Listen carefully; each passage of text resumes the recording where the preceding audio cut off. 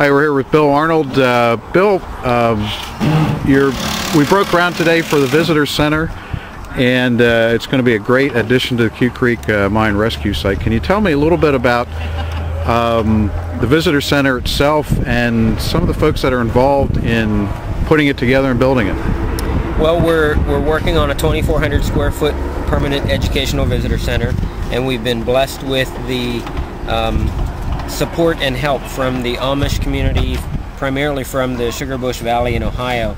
And they have come in, a crew came in Wednesday, and another 8 of them came in on Friday evening. And they're here getting ready to pour the concrete, and they're going to be coming back next week on Monday, and we're going to be pouring the walls on Tuesday. And if the funding continues to come in, we're going to be finishing and getting it completely under roof and sealed up this summer yet, and working on it throughout the winter for a grand opening at the next anniversary a year from now.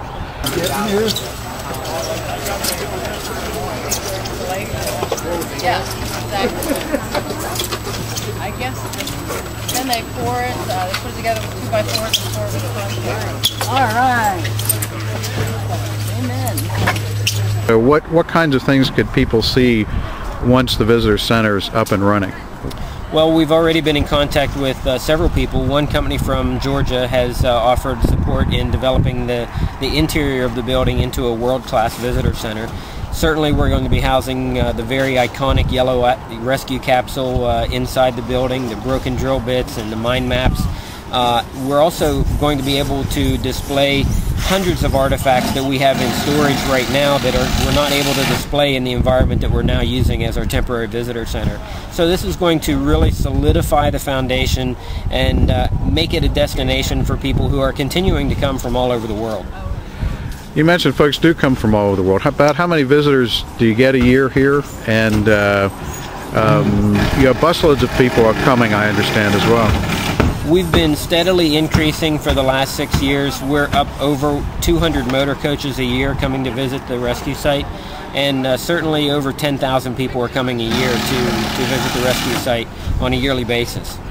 When you talk to your visitors, what's the sort of the primary reason they give you for wanting to come here? They want to be part of the miracle, quite honestly. They want to see where the miracles took place. They want to learn all the intricacies of the rescue. They want to know, one of our most frequently asked questions is, how far away is the mine entrance?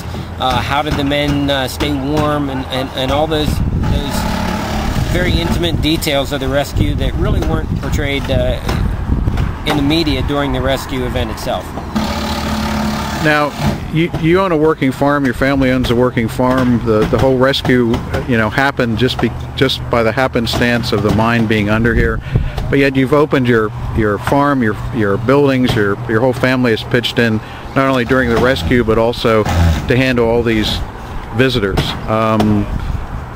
You're going to need to raise some funding, I understand, for this center. Where are you with that, and what can people do? Well, we're about halfway. We have about $92,000 raised right now. We think it's going to take in the neighborhood of $200,000 to complete this project. We don't know exactly how much because we're continuing to get donations of materials and products and labor and things like that. So it's kind of a work in progress. We don't have a standard set of rules that we can measure this project by, but we feel that we're well within the range of being about halfway there with our fundraising.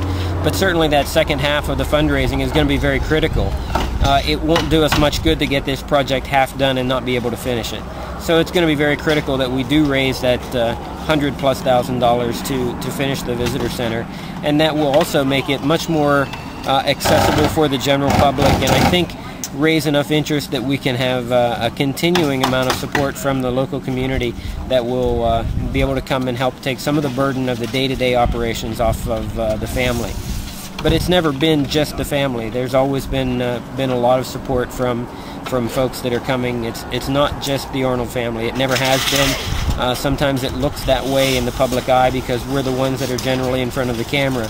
But there's been a lot of people behind the scenes from the time of the rescue that have been very supportive of this operation and what goes on here.